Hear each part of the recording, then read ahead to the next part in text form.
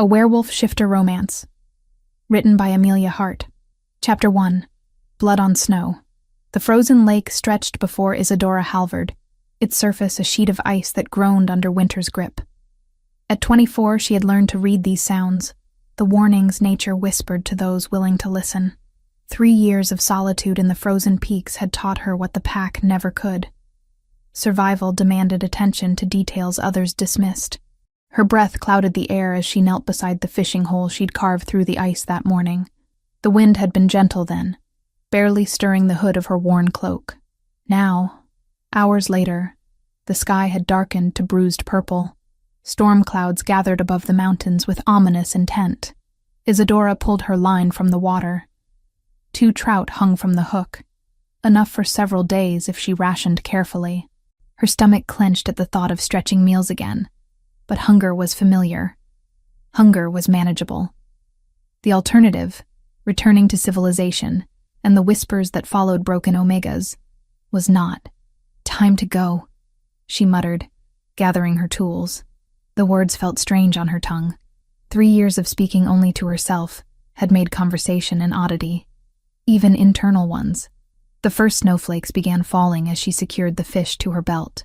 They were large and heavy, the kind that heralded serious storms. Isadora's wolf stirred uneasily beneath her skin, a faint presence that had always felt incomplete.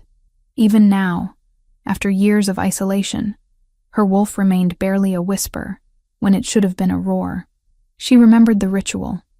21 years old, surrounded by her entire pack, standing in the sacred circle while moonlight bathed the clearing. Every shifter present had watched as she called her wolf forward, as she begged the creature to emerge fully and claim its place. Instead, what came was a weak, fractured thing, a wolf that flickered in and out of existence, never fully manifesting, never fully retreating. The pack elders had looked upon her with pity. The younger wolves had looked away entirely, unwilling to acknowledge such weakness among their own. Omega, they'd whispered. Broken. Isadora shook off the memory as she started back toward her cabin. The snow fell harder now, thick flakes that obscured the familiar path. She knew these woods regardless, had walked them in every season, every weather. 6 miles separated the lake from her home. She could make it in less than 2 hours, even in a storm. The wind picked up, howling through the pines. Within minutes, the gentle snowfall transformed into a blinding blizzard. Isadora pulled her hood tighter and pressed forward, each step deliberate. Panic helped no one. Her father, Halvard, had taught her that before his death 4 years ago. The memory brought the familiar ache to her chest. He'd been the pack's healer, the healer who could cure ailments that left others helpless. Respected. Valued. She'd been his assistant, learning the properties of herbs and roots, the way to set bones and stitch wounds. Then came the accident. A fall, they'd said. He'd slipped on wet stones while gathering moss near the river gorge. His body had been found at the bottom, broken beyond even his own considerable healing skills. Isadora had been 20, grieving and alone, when the pack Alpha had summoned her.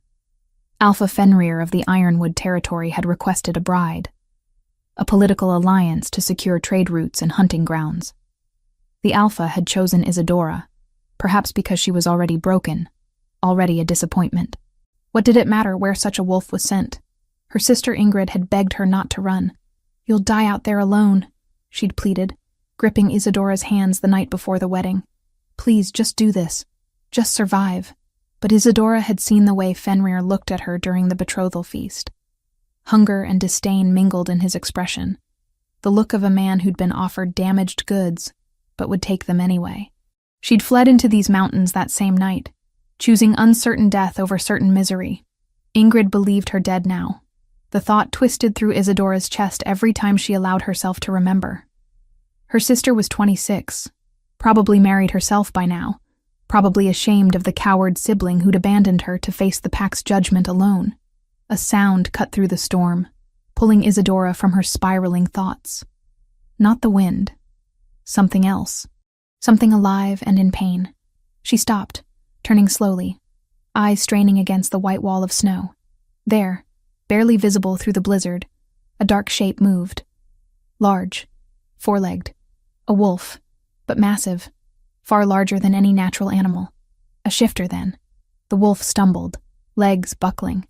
It collapsed into the snow and went still. Isadora's breath caught. Sense screamed at her to keep walking, to reach her cabin before the storm killed her. But her feet carried her forward, drawn by something she couldn't name. As she approached, details emerged through the snowfall. Black fur, shot through with silver, matted with blood. Wounds covered the wolf's flanks, deep gashes that smelled wrong.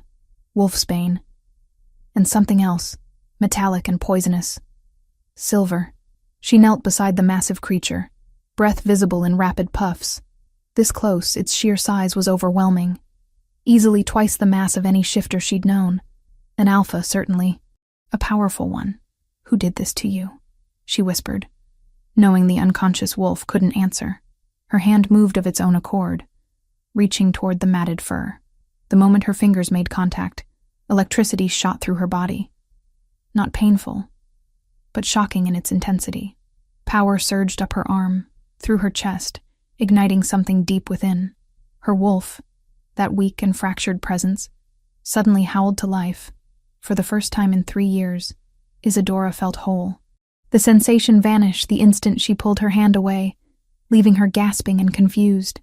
She touched the wolf again, and again power flooded through her, strength she'd never possessed filling her limbs. This isn't possible, she breathed. The storm intensified, wind threatening to knock her sideways. She needed to decide now. Leave this wolf to die, or somehow get it to shelter. The creature had to weigh at least 3 times what she did. There was no way she could carry it. Except when she gripped the wolf's scruff, that impossible strength returned. Her muscles didn't strain. Her legs didn't buckle.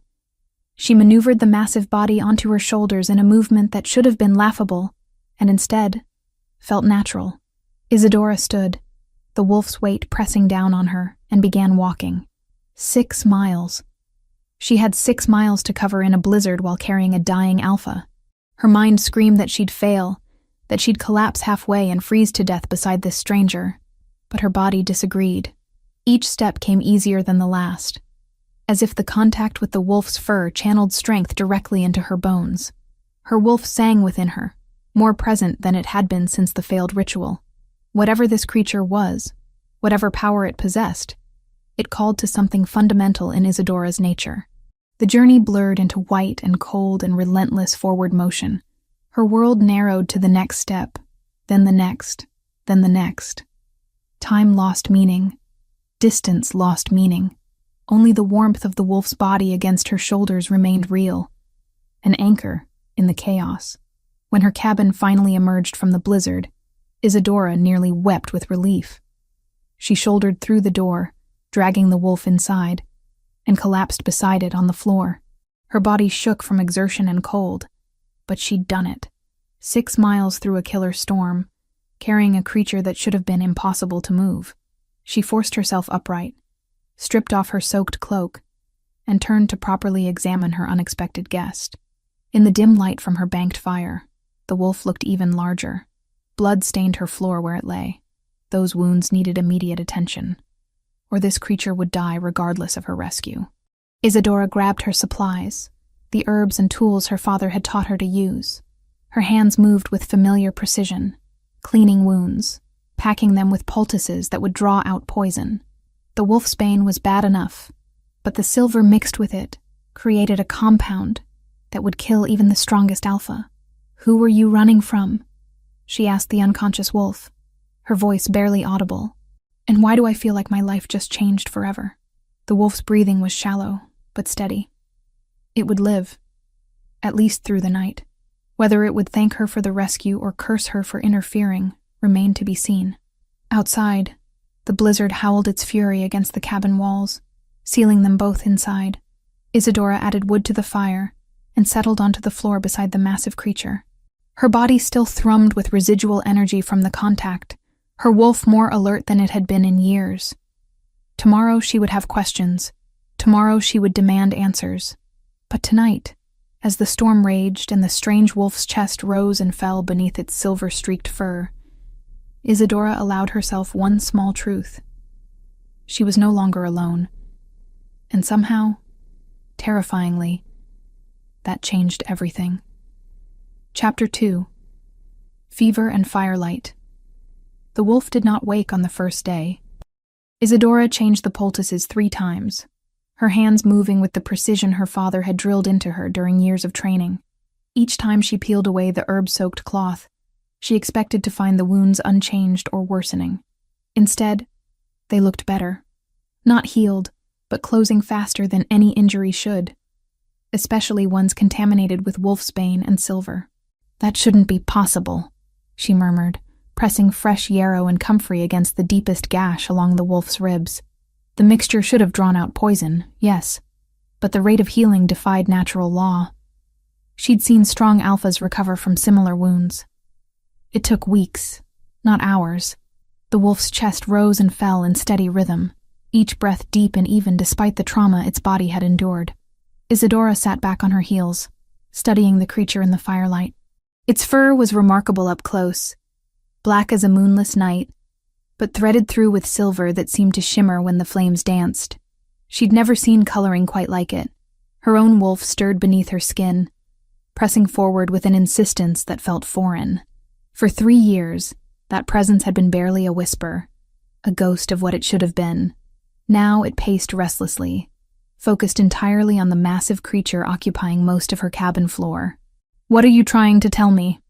Isadora asked the silent animal. "Important," her wolf seemed to whisper. "He is important." The word resonated through her chest, carrying weight she didn't understand.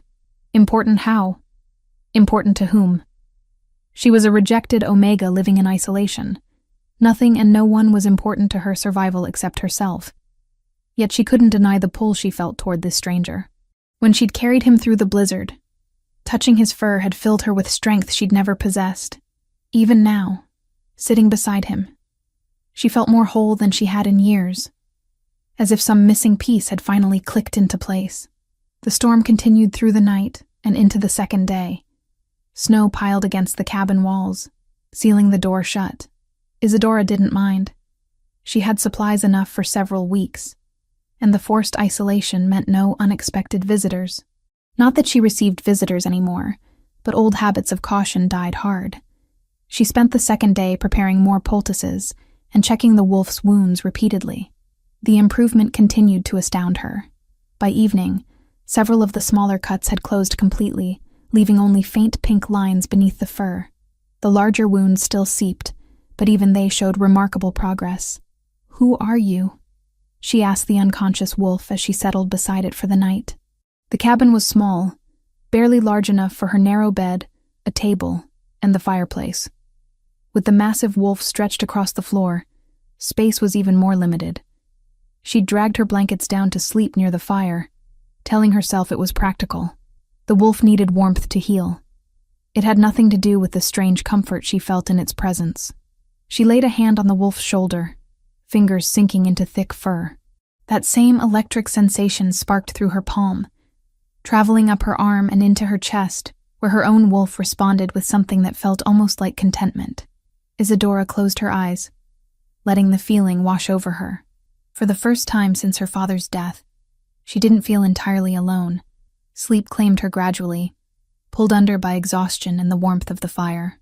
She dreamed of running through forests she'd never seen, of a voice calling her name in tones that made her heart race. The dreams felt significant, heavy with meaning she couldn't quite grasp. Dawn light filtering through the window woke her on the 3rd morning. She opened her eyes slowly, consciousness returning in stages. The fire had burned low. She needed to add wood. Her body ached from sleeping on the hard floor. Her hand still rested on fur that was warm and solid and not fur. Isadora's eyes snapped fully open. Her hand rested on skin. Smooth, scarred skin stretched over muscle that tensed beneath her palm. She jerked back, scrambling away until her spine hit the cabin wall. Where the wolf had been, a man now lay. He was massive even in human form, easily filling the space the wolf had occupied. Broad shoulders tapered to a lean waist.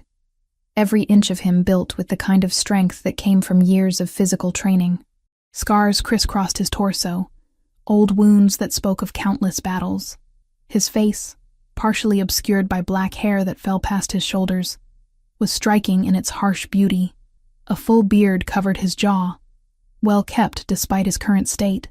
Even unconscious and injured, he radiated the kind of power that made lesser wolves submit instinctively. An alpha. No question. But more than that. The aura rolling off him pressed against her senses with overwhelming force. This was no ordinary pack alpha. This was something else entirely.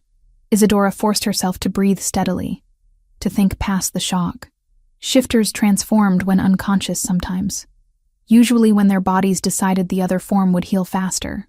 She'd read about it in her father's journals, though she'd never witnessed it personally. The fact that this man had remained a wolf for 2 days before shifting suggested the animal form had been necessary to survive the initial trauma. She grabbed a blanket and covered him, averting her eyes from his nakedness even as heat crept up her neck.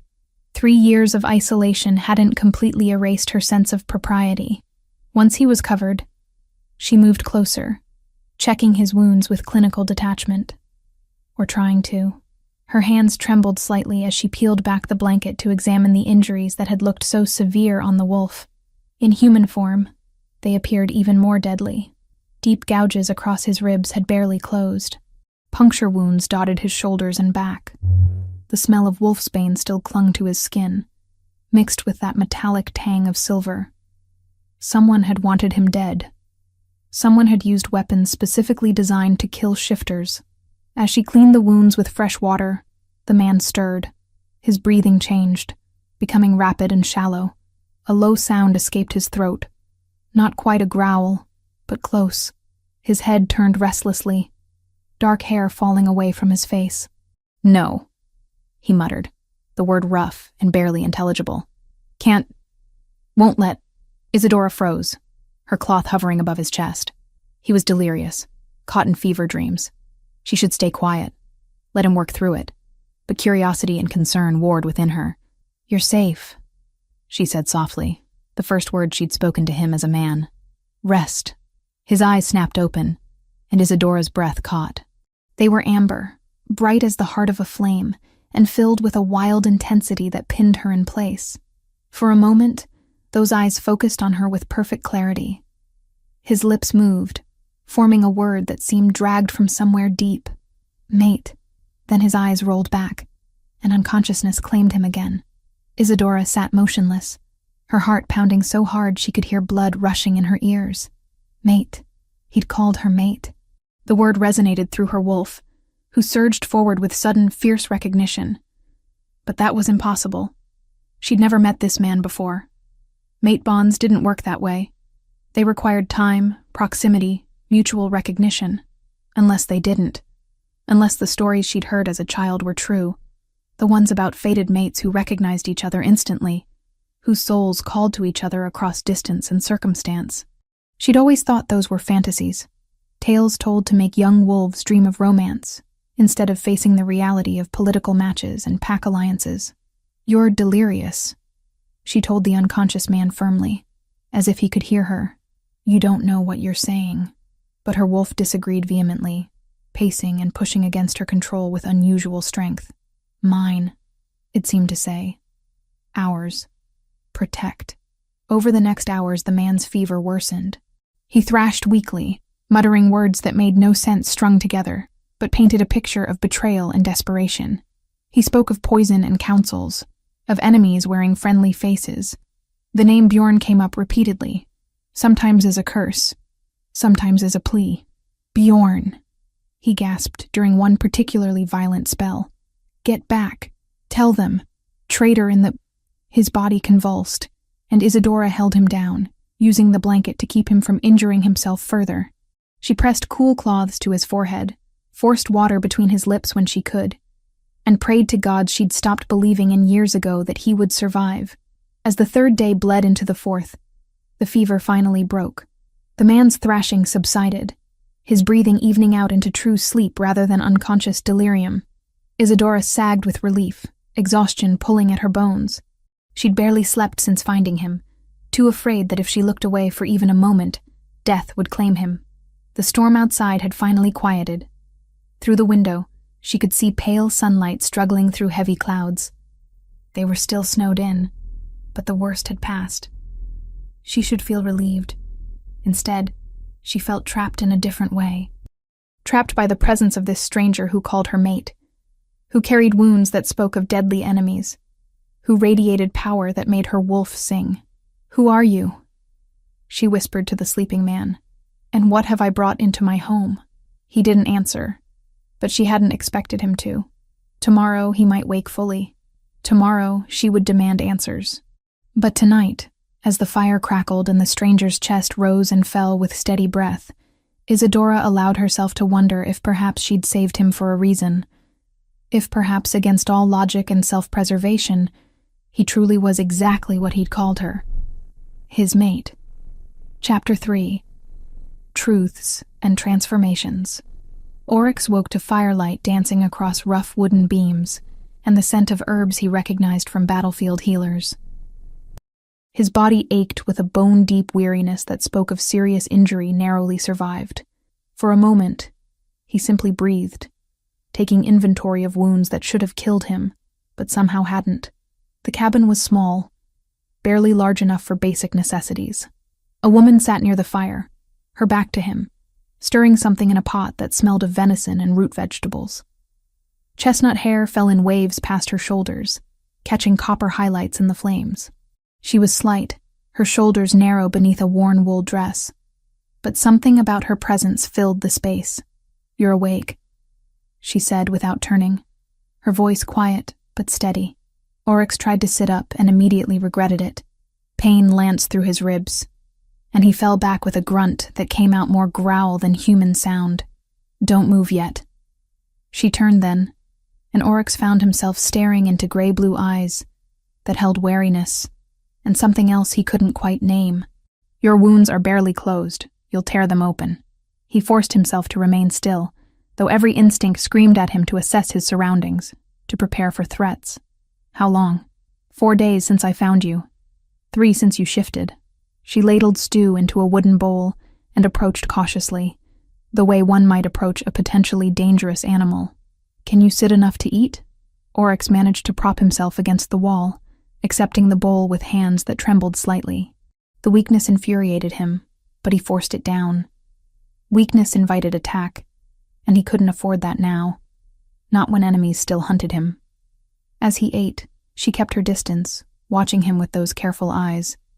She was younger than he'd first thought, mid-20s perhaps, with the kind of face that might have been beautiful if it didn't look so guarded. A faint scar marked her left shoulder, visible where her dress had slipped. "I'm Isadora," she said when he'd finished. "Isadora Halvard, and you are?" "Oryx." He handed back the empty bowl. "I owe you my life." "You do. No false modesty there, just simple truth." "What happened to you?" He'd known this question was coming, had prepared his answer during those brief moments of fevered consciousness. The truth was too dangerous, too complicated. She'd saved him, but that didn't mean she could be trusted with information that could topple kingdoms. "I'm an alpha," he said carefully, "from a territory south of here. I was attending a council meeting when someone poisoned the wine, wolfsbane and silver, mixed in a way that would kill slowly." He touched his ribs where the worst wounds had been. "I shifted and fled before they could finish what they'd started." Isadora's eyes narrowed. "The frozen peaks are nowhere near any southern territories. How did you end up here?" "Instinct." That much was true. When you're dying and running blind, you don't choose direction. You just run.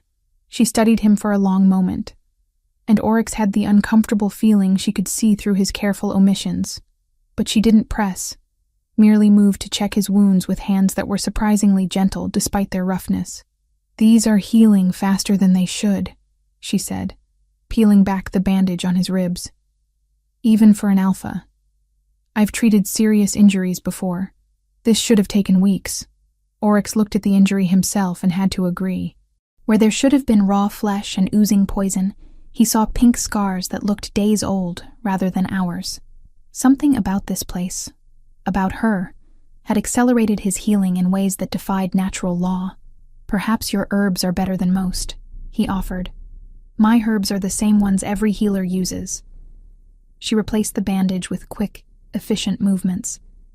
"But I'm not complaining. The faster you heal, the sooner you can leave." The words held no malice, but they stung nonetheless. Oryx's wolf snarled inside him, offended by the dismissal. This was their mate. How could she want them gone? Because she doesn't know, he reminded himself. She doesn't feel what we feel. But that was a lie. He'd seen her expression when she'd touched him as a wolf, the wonder and confusion that had flickered across her face. She felt something. She just didn't understand what it meant yet. Over the following days, as his strength returned, they fell into an uneasy coexistence. The blizzard raged on, keeping them trapped together in close quarters that forced a kind of intimacy neither seemed prepared for. Isadora told him about her life in careful, measured words that revealed more than she probably intended. She'd been rejected by her pack at 21 when her wolf failed to emerge properly during the ritual. The pain in her voice when she spoke of it made Oryx's hands clench into fists. "They called me broken," she said one evening as they sat by the fire. "Defective. An Omega who couldn't even shift properly wasn't worth the resources to keep." "That's not how Omegas should be treated," Oryx said, his voice harder than he'd intended. "They're essential to pack structure. I know what we're supposed to be." She cut him off. "Nurturers, peacekeepers, the heart of the pack. But that only matters if your wolf is strong enough to contribute. Mine wasn't. And after the rejection, my father died. An accident, they said, but the timing was convenient." Her jaw tightened. "Then I was promised to Alpha Fenrir of the Ironwood territory, a political match to secure trade agreements. I'd met him once. That was enough." Oryx had heard of Fenrir, a brutal alpha known for treating his pack like possessions rather than people.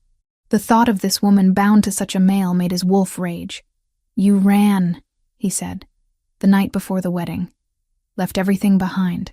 She stared into the flames, "Including my sister. Ingrid. She's 26 now, probably married herself. She begged me not to go, said I'd die out here alone." A bitter smile crossed her face. "She thinks I did die. Maybe part of me has." The pain in those words was palpable. Oryx wanted to reach for her, to offer comfort. But he sensed she wouldn't accept it. "Not yet. Does anyone from your pack know you're alive?" he asked carefully. "No. And I'd prefer to keep it that way."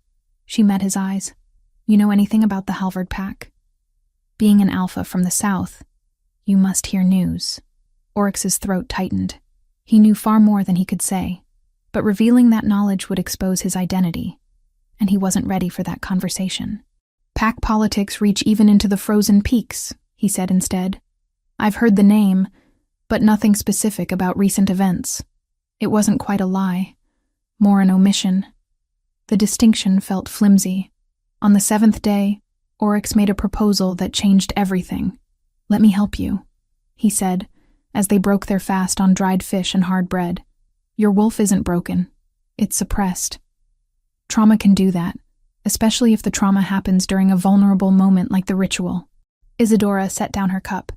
"What are you suggesting?" "Training. Let me see if I can coax your wolf forward properly."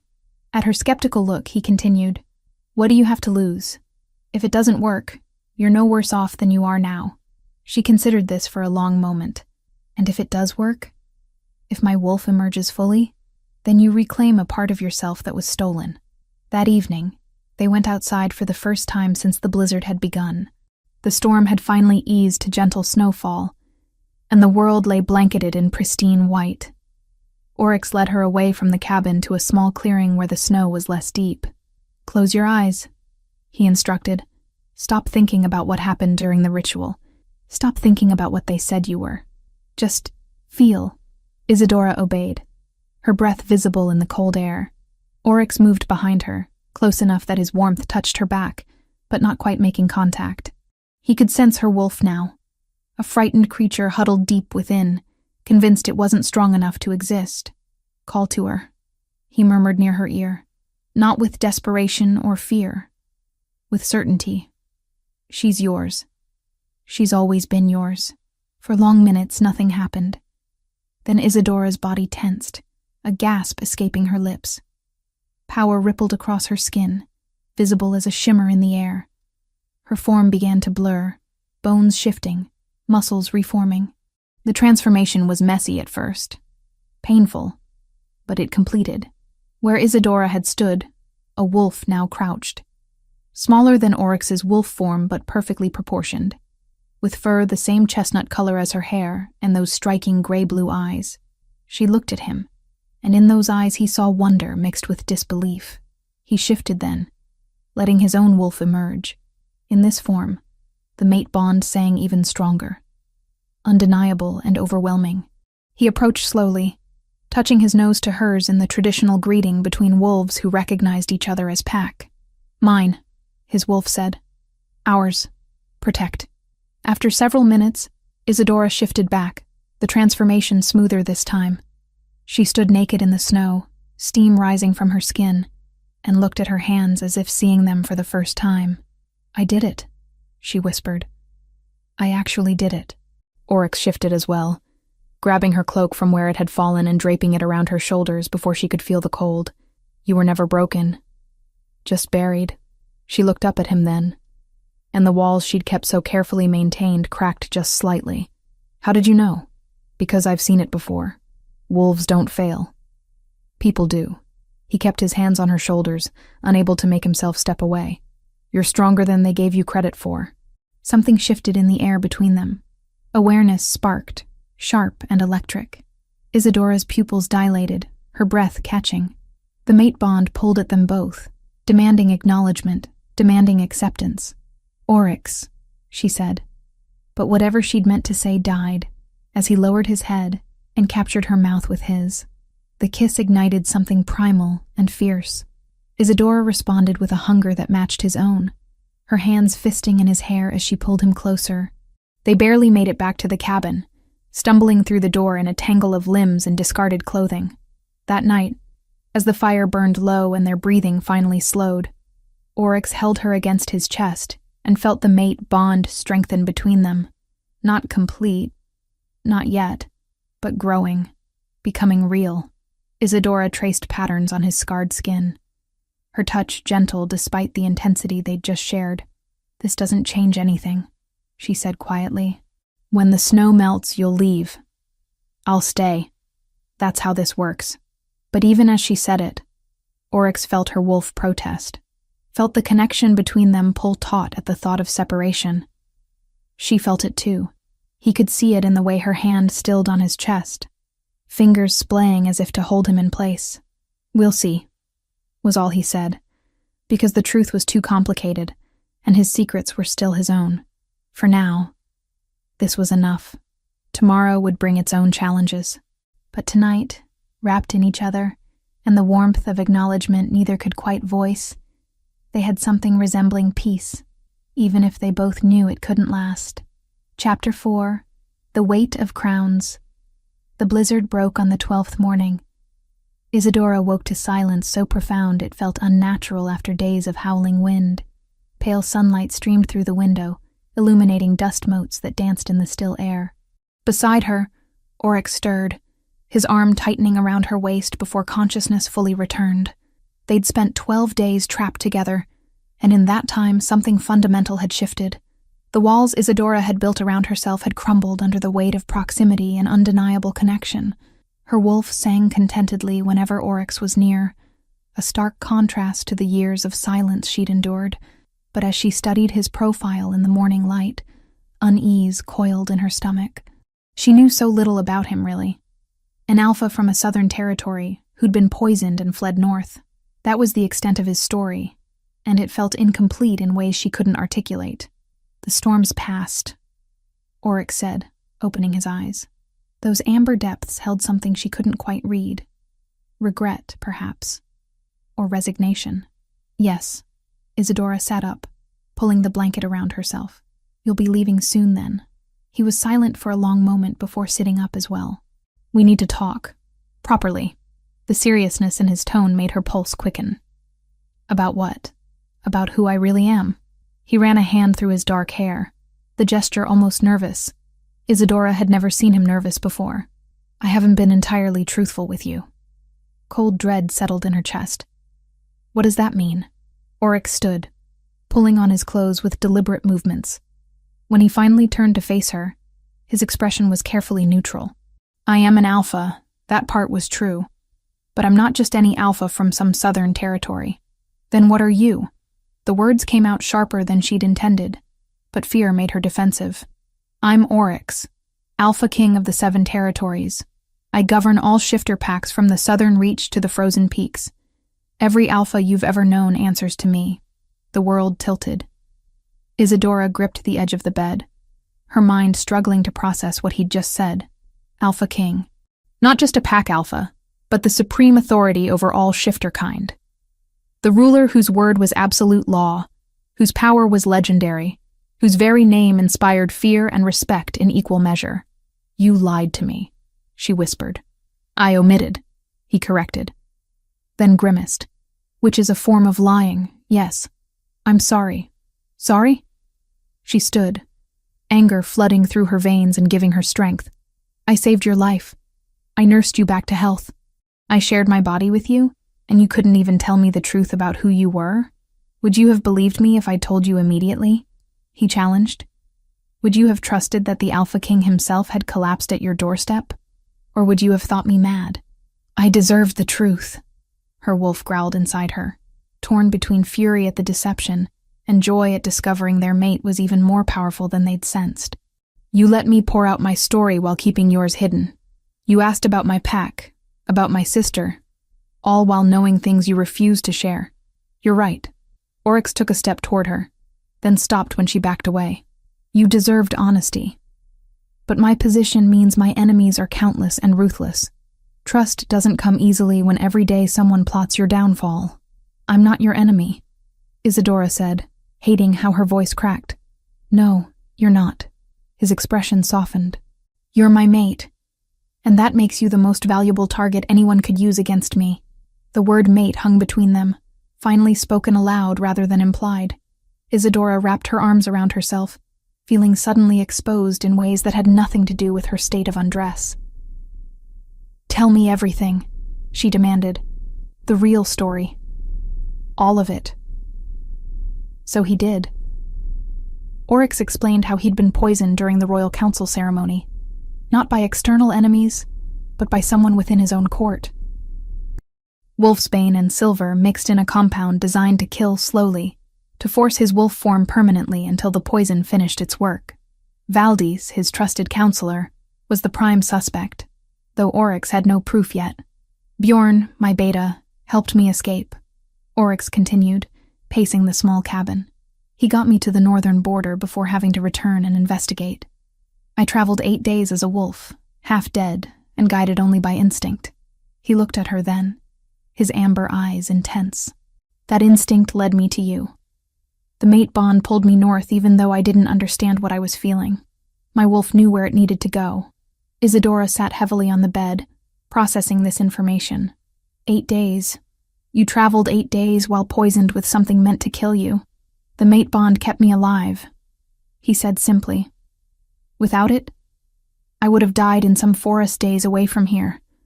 Instead, I collapsed exactly where you would find me. Fate, she murmured. Or something close to it. Oryx crouched before her, careful not to touch, but close enough that she felt his warmth. There's more you need to know. Things about your own past. Fresh dread coiled through her stomach. What things? Your father, Halvard. He wasn't just a pack healer. Oryx's voice gentled. He was my royal healer. My confidant. One of the few wolves I trusted completely. He worked in the castle for 5 years before his death. Isadora's world spun. That's impossible. My father never left our pack. He was always there. Always. He traveled. Oryx interrupted gently. Frequently. Told your pack he was gathering rare herbs from distant locations. In truth, he was serving at my court, helping me navigate the political nightmare that is shifter governance. Memories flooded back. Her father's long absences. The way he'd return with rare ingredients no one had seen before. The private meetings with pack alphas that she'd never been allowed to attend. It all made horrible sense now. He died 4 years ago, Isadora said, her throat tight. They said it was an accident. I know. I was there when they brought me word. Oryx's jaw clenched. I never believed the accident story. Halvard was too careful, too skilled. He'd been investigating something before his death. Something about Valdis that made him suspicious. When he died so conveniently, I suspected murder. But I had no proof, and pack politics meant I couldn't push too hard without risking war. Tears burned Isadora's eyes. My father was murdered because he discovered your counselor's conspiracy? I believe so. Yes. The guilt in Oryx's expression was genuine. I'm sorry. I should have protected him better. And you never told anyone? Never sought justice? I had suspicions, not evidence. Oryx stood, resuming his pacing. Acting without proof would have torn the kingdom apart. I needed to be certain before making accusations against someone as powerful as Valdis. Isadora wiped at her eyes angrily. What else? What other revelations do you have for me? Fenrir, Oryx said quietly. The Alpha you were promised to. He died 2 years ago in a rogue ambush on the northern trade routes. That's why you were never actively hunted after your escape.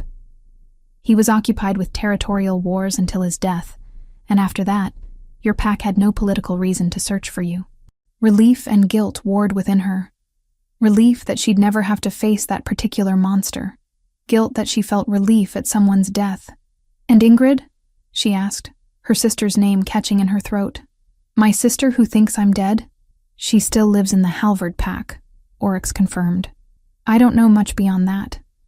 Pack politics means I can't monitor every wolf without raising suspicion. Isadora stood, needing movement to process everything. So my father was murdered by your counselor. The Alpha I was promised to died fighting rogues.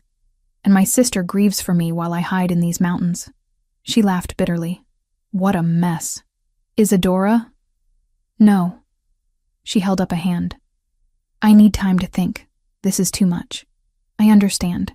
Oryx moved to gather his few belongings. But I need you to understand something as well. I have to return to my kingdom. The conspiracy against me is still active. Valdis believes I'm dead, which gives me an advantage, but that window is closing. I need to act before he consolidates power. So go, Isadora said, though the words physically hurt to speak. The mate bond pulled at her, already protesting the impending separation. Come with me. Oryx crossed to her, taking her hands despite her earlier rejection of touch. You're my mate. I can protect you, give you the life you deserve. Your wolf is strong now. You don't have to hide anymore. I don't know you, she whispered. The man I spent these 12 days with, the one I thought I was falling for, he doesn't exist. He was a lie. He wasn't a lie. Oryx's grip tightened. Everything between us was real. My feelings, my actions, all of it was genuine. Only my title was hidden. Only your title, she repeated, pulling her hands free. You're the most powerful shifter in existence. That's not a small omission. No, it's not. He didn't try to touch her again. But it doesn't change what we are to each other. Mates don't stop being mates because circumstances are complicated. Isadora walked to the window, staring out at the snow-covered landscape.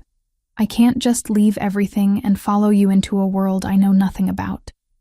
Into danger I'm not prepared for. Then think about it. Oryx's voice came from right behind her, close but not touching. I'll send Bjorn back in 10 days. If you decide to accept this, to accept me and everything that comes with it, come with him. If not, he paused. If not, I'll understand. I'll leave you in peace. You'd do that? She turned to face him. Just walk away from your mate? I'd hate every moment of it. His smile was sad. The bond would tear at me constantly. But yes, I'd do it. Because forcing you would make me no better than Fenrir. They stood there, inches apart, the weight of impossible choices pressing down on them both. Finally, Isadora nodded. 10 days. 10 days, Oryx agreed. He left that afternoon, wrapped in furs she'd given him and carrying supplies for the journey. Isadora watched from her doorway as he disappeared into the trees, mounted on a horse that had somehow appeared at the forest edge. Royal resources, she supposed. The Alpha King didn't walk home. The moment he vanished from sight, pain lanced through her chest. The mate bond, stretched thin by distance, protested the separation with physical force. Isadora gasped, one hand pressed to her sternum where it felt like something vital was being torn away. Inside the cabin, she sank onto her bed and allowed herself to weep. For her father, murdered by conspiracy. For her sister, alone and grieving. For herself, caught between the safety of isolation and the terrifying possibility of belonging to someone again. Most of all, she wept because despite everything, despite the lies and revelations and impossibilities, she already knew what her answer would be in 10 days. Her wolf had chosen, and when a wolf chose, the human had no choice but to follow. Chapter 5. Silver and Betrayal. 3 days passed in a haze of indecision. Isadora moved through her cabin routines mechanically, fishing at the lake, tending the fire, preparing meals for one. But her mind remained trapped in the conversation with Oryx, replaying his revelations and the impossible choice he'd left her with. The mate bond ached constantly now, a hollow sensation in her chest that grew worse with each passing hour.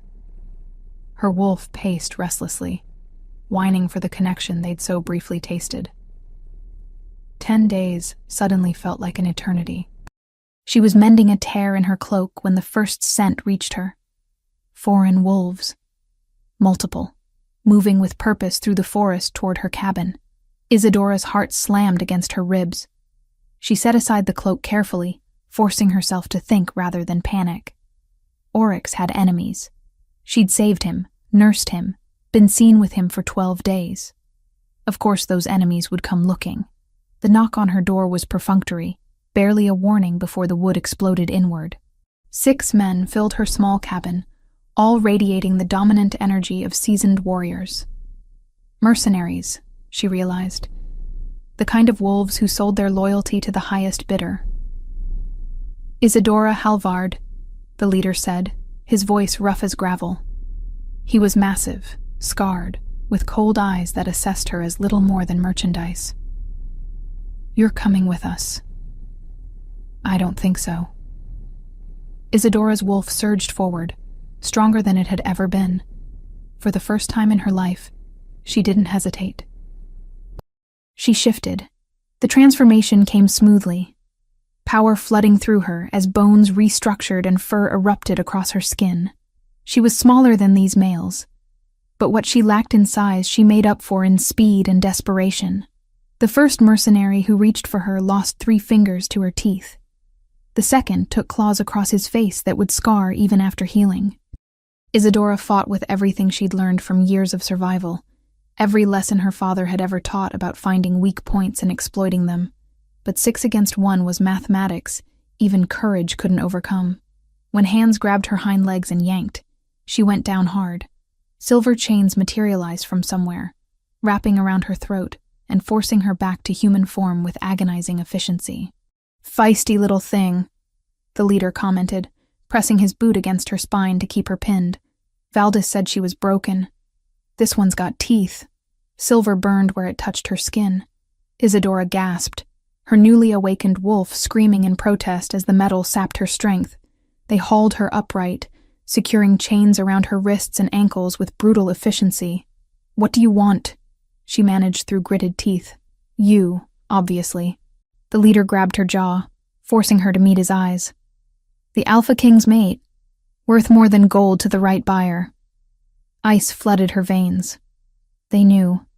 Somehow, impossibly, they knew what she was to Oryx. "I'm nobody's mate," she spat. "You have the wrong woman." "Do we?" He laughed, a sound devoid of humor. "Valdis has spies everywhere. The moment that bastard king crawled into the frozen peaks half dead, we knew. The moment you carried him home and played healer, we knew." He released her jaw roughly. "And the moment he left here 3 days ago looking like a lovesick pup, we definitely knew." They dragged her outside, where horses waited in the trees. One of the injured mercenaries shot her a venomous look as he wrapped his mangled hand. "Bitch took my fingers. Should have been faster," the leader said without sympathy. He lifted Isadora onto a horse, securing her chains to the saddle with practiced movements. "We ride hard. 6 days to the capital. 6 days."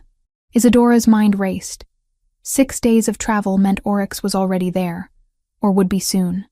7 days remained until he'd promised to send Bjorn for her answer. These mercenaries would deliver her to Valdis before that deadline arrived. The journey began at a punishing pace. The silver chains made shifting impossible, stealing her strength and leaving her vulnerable in ways she'd never experienced. Every jolt of the horse sent pain lancing through her wrists, where the metal bit into flesh. But worse than the physical pain was the hollow ache of the mate bond, stretched impossibly thin by distance and obstruction. Isadora tried reaching for Oryx through that connection, pushing desperate thoughts across the invisible thread that tied them together. Nothing. Or almost nothing. She felt a flicker of something, a distant acknowledgement, but the silver wrapped around her blocked most of the signal. All she could transmit was fear and pain. No words, no location, no context. Just raw emotion screaming into the void. Did he feel it? Did he know she was in danger? Or did he simply sense her distress and attribute it to their separation? On the second day, one of the mercenaries rode close beside her. He was younger than the others, with a loose tongue loosened further by boredom and alcohol from his water skin. "Never thought I'd be transporting the Alpha King's mate," he said conversationally. "Valdis is paying triple rates for this job." "Why does he want me?" Isadora asked, though she suspected she knew the answer. "Leverage." The mercenary took another drink. "Kill a mate, you kill the Alpha's strength. Mate bonds aren't just romantic nonsense. They're power conduits. Break one half of the bond permanently, the other half becomes weak. Vulnerable." He grinned. "Valdis plans to force your king to abdicate publicly in exchange for your life. Then he'll kill you anyway, weaken the bastard, and take the throne himself." Isadora's blood ran cold. Not just her life at stake, but Oryx's power, his throne, everything he was responsible for. "That's treason," she said quietly. "That's politics." The mercenary shrugged. "Valdis has support. 2 territorial alphas have already pledged their forces. When the Alpha King falls, they'll be rewarded with expanded territories and trade rights. 2 territorial alphas conspiring with Valdis. The conspiracy ran deeper than even Oryx had suspected. Her father had died trying to expose this corruption, and now Isadora found herself trapped in the center of it. On the 4th day, the leader rode back to check on his captive. "You're holding up better than expected," he observed. "Most Omegas would be broken by now." "I'm not most Omegas." "No, you're not." He studied her with something almost resembling respect. "Valdis said you were from the Halvard pack. That true?" Isadora's throat tightened. "It was. Long ago." "Then you might find this interesting." The leader's smile turned cruel. "Your sister sends her regards." The world tilted. "What?" "Ingrid Halvard. Now Ingrid Thornbrook, Luna to Alpha Gregor of the Eastern Reach. One of Valdis's co-conspirators." He watched her reaction with obvious pleasure. "She's been quite helpful, actually. Told us all about your little coward's flight 3 years ago. How you abandoned her to face the pack's judgment alone. How she always knew you were weak." Isadora couldn't breathe. Ingrid. Her sister. The one she'd mourned. The one she'd felt guilty about leaving. Was married to one of the traitors. Voluntarily. By choice. "You're lying," she whispered. "Why would I lie? We'll reach the capital in 2 days. You'll see for yourself when she attends your execution." He spurred his horse forward, leaving Isadora reeling. That night, chained to a tree while the mercenaries made camp, Isadora closed her eyes and tried one more time to reach Oryx through the mate bond. The silver dampened everything, but she pushed harder than before, ignoring the pain it caused. She felt him then, just for a moment. A flash of recognition, of desperate concern. He knew something was wrong, but could he find her? Did he even know where to look? "I'm here," she thought desperately. "I'm coming. I chose you. Please find me." Whether the message reached him or not, she couldn't tell. The bond flickered and faded, leaving her alone with her captors and the terrible knowledge of her sister's betrayal. 2 days remained until they reached the capital. 2 days until Valdis would force Oryx into an impossible choice. 2 days to figure out how to survive what was coming. Isadora stared up at the stars through the forest canopy and made a promise to herself. If she got out of this alive, If by some miracle she survived the conspiracy that had already claimed her father's life, she would make sure every traitor paid for what they'd done, including, if necessary, her own sister. The wolf inside her, no longer weak or broken, growled its agreement. Chapter 6. Fire and Silver Light. The capital rose before them on the 6th day, a sprawling fortress city carved into mountainside stone. Isadora had never seen anything so massive, so imposing. Black towers pierced the sky, their peaks disappearing into low clouds. Even from a distance, she could feel the concentrated power emanating from within those walls. Hundreds of shifters, maybe thousands, all gathered in one place. The mercenaries dragged her through streets crowded with merchants and soldiers, none of whom spared a second glance at the chained woman on horseback. In a city this size, misery was commonplace enough to be invisible. The castle itself was a monument to dominance. Massive gates opened into a courtyard large enough to hold an entire village. Guards lined the walls, their eyes tracking every movement with predatory focus. Isadora's wolf whimpered beneath her skin, overwhelmed by the sheer concentration of dominant energy pressing down from all directions. They hauled her off the horse and through corridors of polished stone, past tapestries depicting ancient battles and conquered territories. The silver chains bit into her wrists with every step, but she forced herself to walk with her head high. Whatever happened next, she would face it on her feet. The throne room doors swung open, revealing a space so vast it took her breath away. Columns soared to a ceiling lost in shadows. Torches blazed in iron sconces, casting dancing light across stone floors worn smooth by centuries of footsteps. And at the far end, raised on a dais, sat a single throne of black wood and silver inlay. The man occupying it was older than Oryx, perhaps in his 50s, with silver threading through dark hair and cold eyes that assessed her with the precision of a merchant evaluating livestock. Valdis. It had to be. The Alpha King's whore, he announced to the assembled court, his voice carrying effortlessly through the massive space. Captured in the frozen peaks, where she seduced our beloved king during his moment of weakness. Murmurs rippled through the gathered wolves. Isadora counted at least 50 present, all dressed in the finery of nobility or the leather of warriors. Power radiated from many of them. Alphas from various territories gathered to witness whatever spectacle Valdis had planned. "I am no one's whore," Isadora said clearly, proud that her voice didn't shake. "I saved a dying wolf from the snow, that's all." Valdis smiled, the expression holding no warmth. "Is that what you call it? How convenient that the wolf you saved happened to be the most powerful shifter in existence. How fortunate that he spent 12 days in your isolated cabin with no witnesses to contradict whatever poison you dripped in his ears." "I poisoned no one." Isadora met his eyes directly, refusing to cower. "But someone did. Someone who knew exactly what mixture of wolfsbane and silver would kill an Alpha King slowly enough for him to escape. Someone who had access to the Royal Council's wine." The room went utterly silent. Valdis's smile froze, then twisted into something uglier. "Careful, girl. Accusations against the acting regent require proof you don't possess." "Acting regent?" Isadora's laugh was sharp. "Is that what you're calling yourself now that you think Oryx is dead? The king is—" Valdis began, but a voice cut through the throne room with undeniable authority. "The king is very much alive." Every head turned. Oryx stood in the doorway, flanked by a dozen armed wolves. He was dressed for battle, leather and steel replacing the simple clothes he'd worn at her cabin. His beard was freshly trimmed, his black hair pulled back, and his amber eyes blazed with barely contained rage. He looked every inch the warrior king, and the power rolling off him made several lesser wolves drop to their knees instinctively. Isadora's heart slammed against her ribs. He'd come. Despite everything, despite the danger, he'd come for her. "Oryx." Valdis rose slowly from the throne. "We thought you dead. This is a joyous occasion. Save your lies." Oryx descended into the throne room, his wolves fanning out behind him. Isadora recognized the largest, a sandy-haired man with warrior scars and shrewd eyes. Bjorn, the beta who'd helped Oryx escape.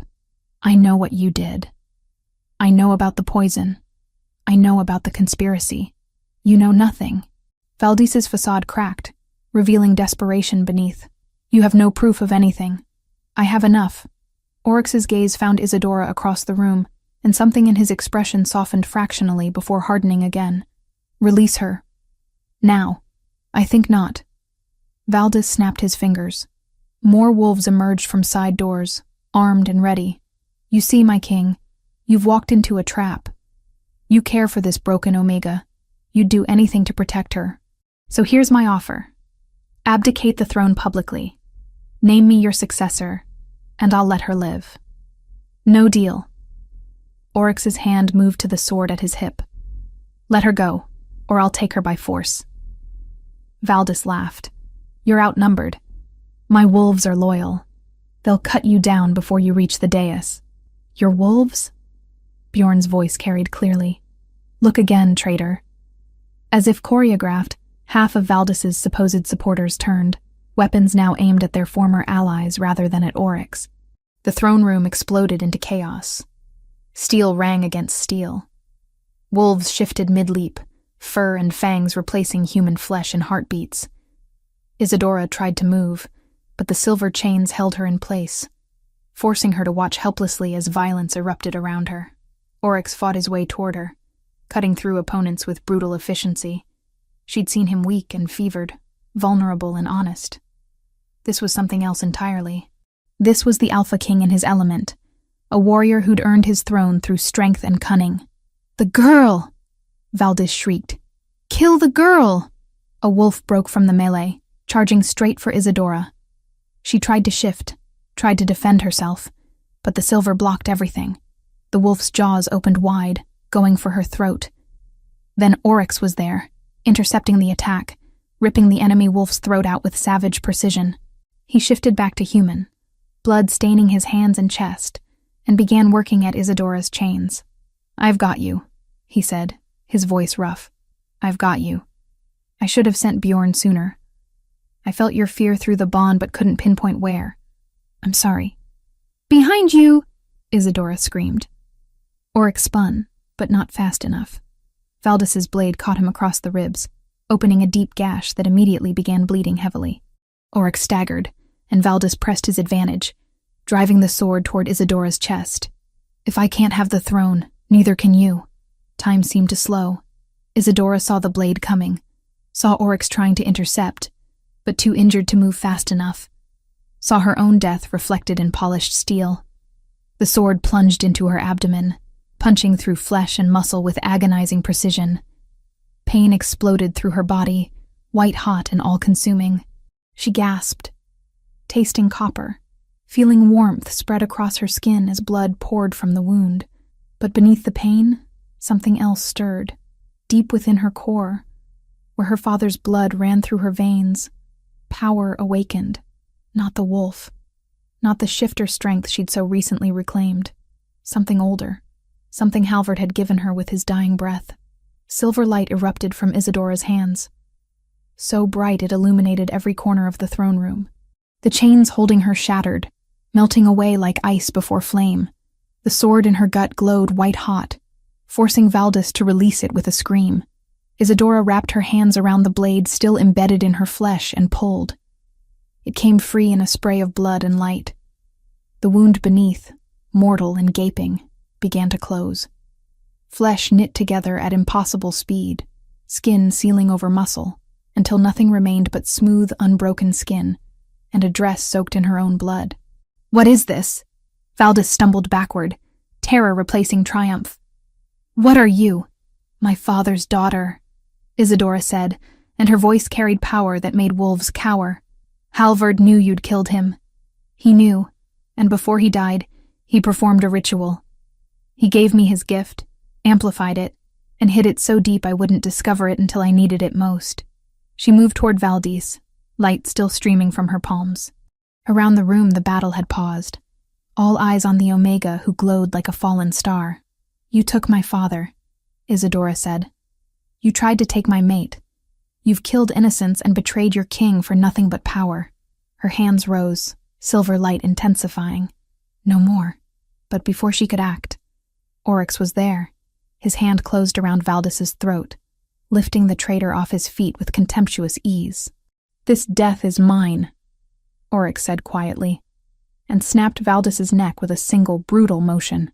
The body crumpled to the floor. The remaining conspirators, seeing their leader fall, dropped their weapons and surrendered. The battle was over in heartbeats, the throne room suddenly still, except for the heavy breathing of survivors and the groans of the wounded. Isadora turned to Oryx, her power still crackling across her skin. He was bleeding badly, his wound deep enough to be serious even for an Alpha King. Without thinking, she pressed her glowing hands to his ribs. The light flowed from her into him, carrying healing with it. His flesh knit together beneath her palms, the gash closing as quickly as her own wound had. Around the room, injured loyalists gasped as that same healing light touched them, mending cuts and broken bones with effortless precision. When it finally faded, when the last wound was closed and the last pain eased, Isadora swayed. Oryx caught her before she could fall, holding her against his chest. "Easy," he murmured. "That took a lot out of you." "I'm fine," she lied, though exhaustion pulled at her bones. "Did we win? We won this battle." Bjorn approached, his expression grim. But messengers just arrived. The 2 territorial alphas who backed Valdis have already mobilized their forces. "We've got armies marching on the capital from both east and west." Oryx's arms tightened around Isadora. "Then we prepare for war." Chapter 7. Iron and Vows. The weeks that followed were a blur of steel and strategy. 2 territorial alphas had indeed marched their armies toward the capital, emboldened by Valdis's promises of expanded power.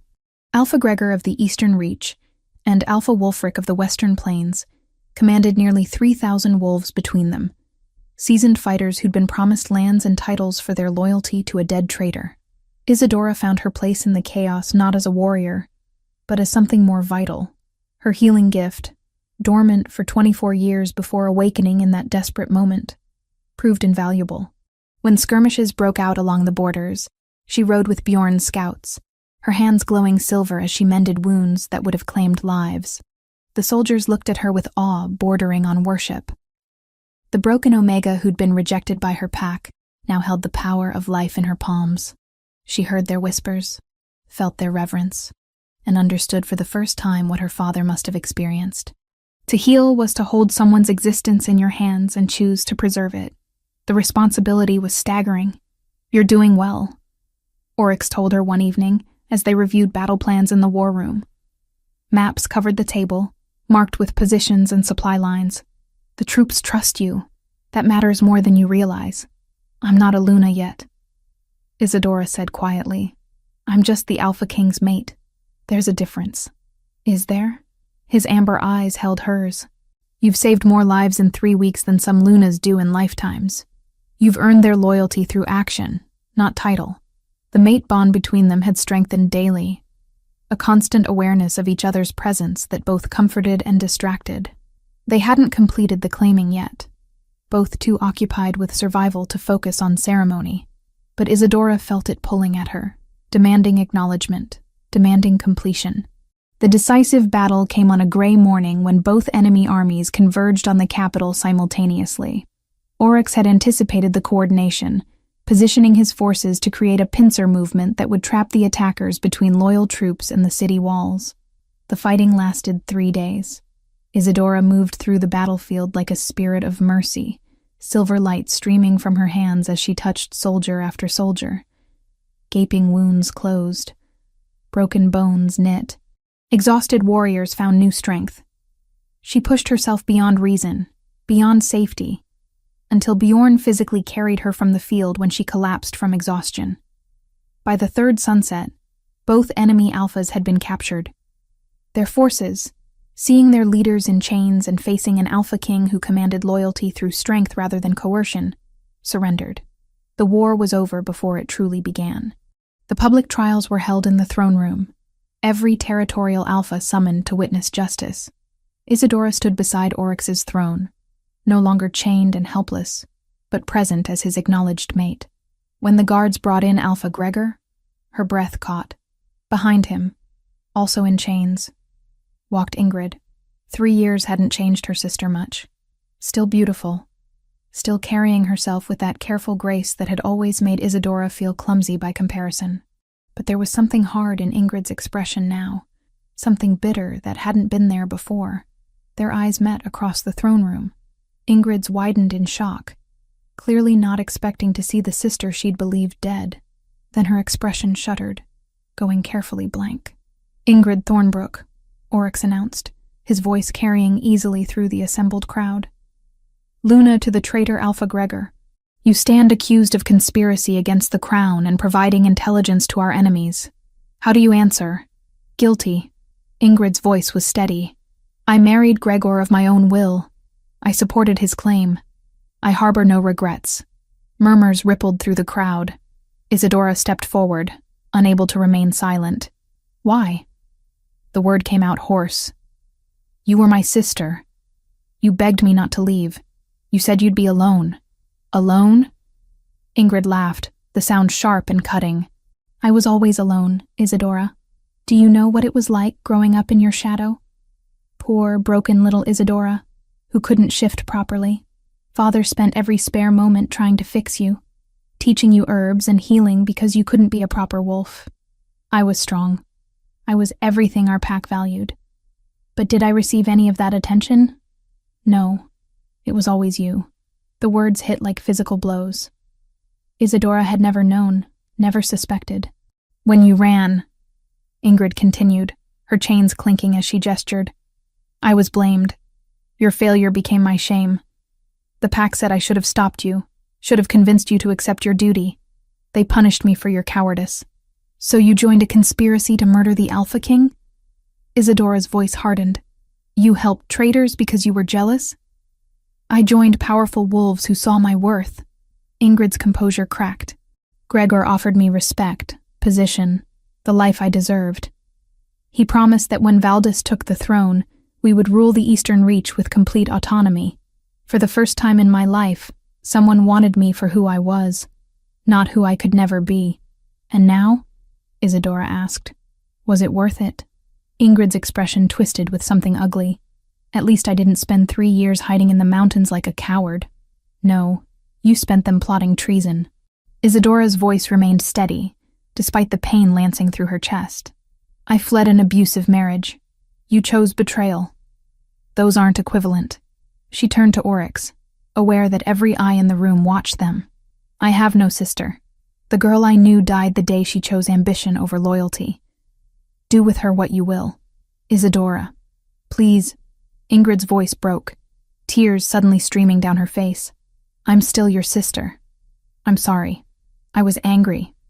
I wasn't thinking clearly. Please, you can't let them kill me." The manipulation was obvious, the tears calculated. Isadora recognized it because she'd seen Ingrid use the same tactics as a child to avoid punishment. Some things never changed. "Exile," Isadora said to Oryx. "Send them both beyond the frozen peaks. Let the mountains that sheltered me become their prison. Let them survive on their own, with nothing but each other and the cold." Oryx studied her for a long moment, then nodded. "So be it. Alpha Gregor and his Luna are hereby exiled beyond the northern borders. Any who give them aid or shelter will face the same fate. Take them away." As guards dragged Ingrid from the throne room, she screamed curses and pleas in equal measure. Isadora watched impassively until the doors closed, then allowed herself one shuddering breath. "Are you all right?" Oryx asked quietly. "No," she admitted. "But I will be." The claiming ceremony was held that same evening. Isadora had expected something simple, a formality to acknowledge their bond.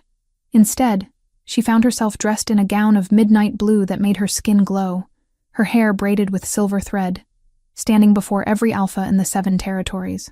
Oryx wore ceremonial armor, black steel inlaid with silver runes that caught the torchlight. He looked every inch the warrior king as he took her hand before the assembled crowd. "I claim this woman as my mate," he announced, his voice carrying power that made lesser wolves bow their heads. "Isadora Halvard, daughter of Halvard the Healer, survivor of rejection, keeper of the ancient gift." She is mine by choice and destiny both. Any who challenge this claiming challenges me. Silence. No one dared speak against the Alpha King. Do you accept? Oryx asked her, his amber eyes holding hers. I accept, Isadora said clearly. I claim you as my mate, Oryx, Alpha King of the 7 territories. I choose you freely, completely, for as long as we both live.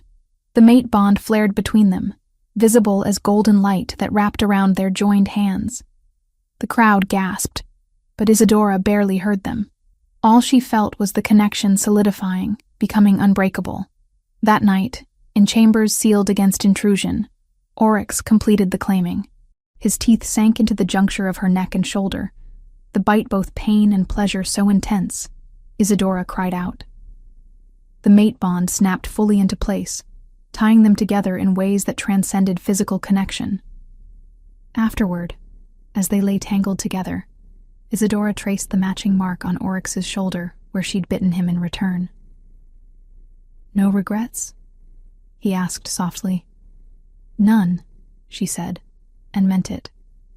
This is where I belong. Outside their chamber, guards stood witness that the claiming was complete.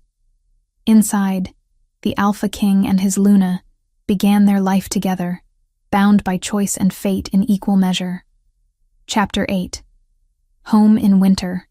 6 months had passed since the claiming ceremony, and the capital barely resembled the blood-stained battlefield it had been. Isadora stood at the window of her private study, watching snow fall gently over the city below. Winter had returned to the kingdom, but this time it brought peace instead of war. The changes had been gradual but profound. The Royal Council, once a gathering of only the most dominant alphas, now included representatives from every rank. 3 Omegas sat on the council, their voices heard and respected for the first time in living memory. The decision had shocked the traditionalists, but Oryx had been adamant. If my Luna can save hundreds of lives and help win a war, no one can tell me Omegas lack value, he'd declared during the first Reformed Council meeting. The argument had ended there. Isadora's healing network had spread across all 7 territories. She'd found her father's journals hidden in the castle archives, decades of research and knowledge that Halvard had painstakingly documented. Using those notes, she'd trained 50 healers in the basics of the craft, though none possessed her gift for instant regeneration. Still, they saved lives daily with herbs and skill, and that was enough. She touched her abdomen absently, feeling the slight swell that had appeared over the last few weeks. The discovery had been both thrilling and terrifying. A child, an heir to the throne, a small life that would inherit both Oryx's strength and her healing gift, if the old texts about such things could be trusted. You're thinking too loudly, Oryx said from the doorway. He'd shed his formal armor for simple leather and wool, looking more like the man she'd nursed in her cabin than the king who commanded armies. I can feel your worry through the bond. I'm not worried, Isadora lied. Liar. He crossed the room, wrapping his arms around her from behind, and placing his hands over hers on her stomach. Tell me what troubles you. Everything, she admitted. Nothing. I don't know. 6 months ago I was alone in the mountains, convinced I'd die there. Now I'm Luna to the Alpha King, carrying the heir to 7 territories, responsible for the lives of thousands. Some days I still feel like that broken Omega who couldn't shift properly. But you're not her anymore. Oryx's breath was warm against her ear. That girl died in the snow when she chose to save a dying wolf instead of herself. The woman who took her place is stronger than she knows. Pretty words, Isadora said, but she leaned back into his embrace. True words. He turned her to face him, his amber eyes serious. You want to go back, don't you? To the cabin. She shouldn't have been surprised he knew. The mate bond made hiding emotions nearly impossible. Just for a few days. Before winter makes the journey too dangerous. Before my duties make leaving impossible. I need to see it again. To remember who I was before all this. Then we go. Oryx kissed her forehead. Tomorrow. Just you and me. Like it should have been from the start. They left at dawn with minimal escort. Just Bjorn and 2 guards, who would remain at the base of the mountain while the royal couple continued alone. The journey took 3 days by horse. Retracing the path Isadora had walked when carrying Oryx through the blizzard, the cabin looked exactly as she'd left it. Small, rough, isolated, but standing before it now, Isadora felt no shame at its simplicity. This place had kept her alive. It had sheltered her when she had nowhere else to go. It had been the site of her transformation from victim to survivor. "It's smaller than I remembered," Oryx observed, dismounting. "I can't believe you carried me 6 miles to this place. I can't believe it either, honestly." Isadora pushed open the door, breathing in the familiar scent of wood smoke and herbs. Everything remained where she'd left it. The table, the bed, the fireplace still containing ashes from that last morning. The mate bond gave me strength I didn't know I possessed. They spent the afternoon cleaning and preparing the cabin for habitation. Oryx chopped wood while Isadora swept and aired out blankets. There was something peaceful about the simple domestic tasks, a reminder that beneath the crowns and titles, they were just two people who'd found each other in impossible circumstances. As evening fell, they sat by the fire Oryx had built, sharing dried meat and bread from their packs. Outside, snow began to fall again, thick flakes that quickly obscured the darkening forest. "Another blizzard," Isadora murmured, watching through the window. "Appropriate." Oryx pulled her closer. "This is where our story began. In a blizzard, with you defying logic and nature to save me. I didn't know what you were then. Didn't know saving you would change everything. Would you have left me if you'd known?" he asked. Isadora considered the question seriously. "No. Even then my wolf recognized something. I couldn't have walked away any more than I could have stopped breathing. They made love that night with the tenderness of wolves who knew each other completely. Not the desperate passion of their first joining, but something deeper and more profound. Afterward, Isadora lay with her head on Oryx's chest, listening to his heartbeat and feeling their child stir faintly within her. "Tell me honestly," she said into the comfortable silence. "Do you regret it? Choosing a mate who came with so much complication? An Omega rejected by her own pack, whose sister turned traitor, whose existence nearly cost you your throne?" "Never." His answer was immediate and fierce. "You saved my life twice. Once in the snow, and once when you gave me a reason to keep fighting instead of simply surviving. Before you, I was a king, respected, feared, obeyed, but I wasn't alive. Not really. I was simply going through the motions of existence. And now? Now I have everything." His hand splayed across her stomach protectively. "A mate who challenges me. A heir on the way. A kingdom at peace. This is what I was meant for, Isadora. Not just ruling, but living." She tilted her head to kiss his jaw. "I love you. I don't think I've said that enough. You show it every day." Oryx's smile was visible even in the dim firelight. "But I like hearing it too." They spent 3 days at the cabin, cut off from the world by snow and choice.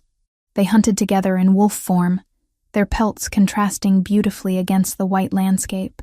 They talked about plans for their child, about reforms they wanted to implement, about simple dreams of a future they'd build together. On the morning of the 4th day, the storm cleared enough for travel. Isadora stood in the doorway one last time, memorizing details. The rough-hewn table where she'd treated Oryx's wounds, the bed where they'd first admitted what they meant to each other, the fireplace that had kept them both alive through 12 crucial days. "We'll come back," Oryx said, understanding her reluctance to leave. "This will always be our sanctuary. When court politics become unbearable, when the weight of crowns grows too heavy, we'll return here and remember." "Remember what?" Isadora asked. "That before we were King and Luna, we were just two broken people who saved each other." He took her hand. "Come. Our kingdom awaits. But this place will always be here." They rode down the mountain as snow continued to fall gently around them.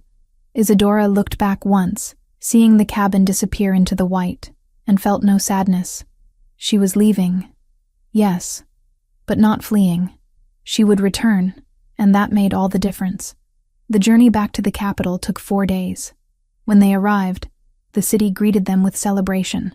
Word had spread about the Luna's pregnancy, and wolves lined the streets, cheering and howling their approval.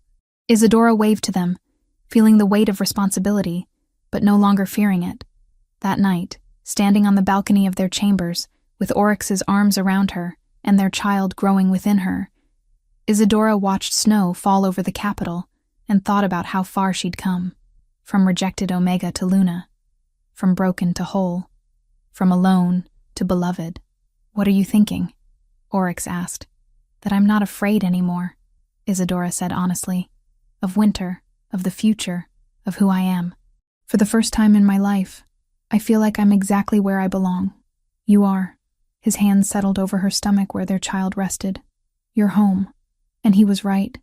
Not the cabin in the mountains, not the castle with its throne and politics, but here, in his arms, with their child between them, and a kingdom to build together. This was home. This was where she belonged. Snow continued to fall, blanketing the world in white, but Isadora no longer saw it as something to fear or survive. It was simply another season in a life that had become more than she'd ever dreamed possible. She had been broken, rejected, alone. Now she was claimed, cherished, powerful. The journey from one to the other had cost her family, innocence, and the illusion of safety, but it had given her everything that mattered. Purpose, love, and the courage to face whatever came next. Oryx pressed a kiss to her temple. "Ready to go inside, my Luna?" "Ready," Isadora said, and meant it in every possible way. Together they turned from the snowy night and walked back into their chambers, into their future, into the life they'd chosen and claimed for themselves. Behind them, winter painted the world white. Ahead, whatever tomorrow brought, they would face it together. And that, Isadora thought as sleep claimed her in her mate's arms, was more than enough.